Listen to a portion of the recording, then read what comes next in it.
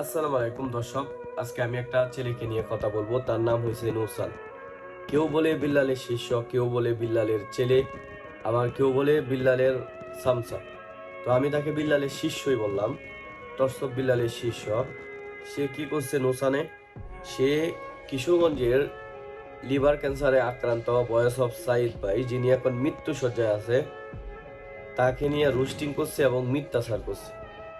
রোস্টিংটা সে কিভাবে করছে? Voice of Saeed ভাইকে স্ক্রিনে উঠাইছে এবং হাতের মধ্যে বাঁশ নিয়ে রোস্টিং করছে এবং তার বিরুদ্ধে মিথ্যাচার করছে ভয়েস অফ সাইদ ভাইয়ের বিরুদ্ধে। তো আমার কথা হলো, দেখো নুসান, সাইদ ভাই এখন মৃত্যু শয্যায় আছে, যে কোনো টাইমে আল্লাহর কাছে চলে যাইতে পারে। তো তুমি কিন্তু তাকে নিয়ে মিথ্যাচার করছো, ঠিক আছে? তার হক নষ্ট করছো। তুমি কিশোরগঞ্জে যাও, গিয়ে তার কাছে ক্ষমা চাও।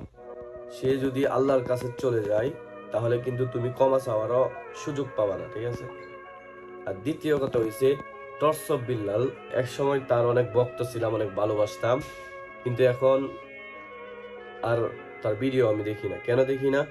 সে আমাদের কিশোরগঞ্জের মানুষদের সাথে গাদ্দারি করছে। ক্যান্সার আক্রান্ত একটা রোগীকে তারা যা পারে তা বলছে, বেঈমান বলছে, নিশাপুর বলছে, অসুস্থ নাই, সে অভিনয় করতেছে, এইসব কিছু বলছে, ঠিক আছে? তো এইরকম একটা মানুষকে আমি আগে পছন্দ করতাম, তার বিগ ফ্যান ছিলাম, কিন্তু এখন আর নাই। কেন?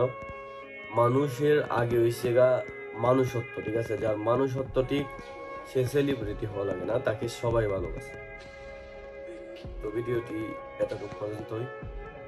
আমি ভিডিও নুসানকে নিয়ে ভিডিও করতাম না, কিন্তু সে অত্যন্ত খারাপ কাজ করছে। ভিডিওটি ভালো লাগলে শেয়ার করবে।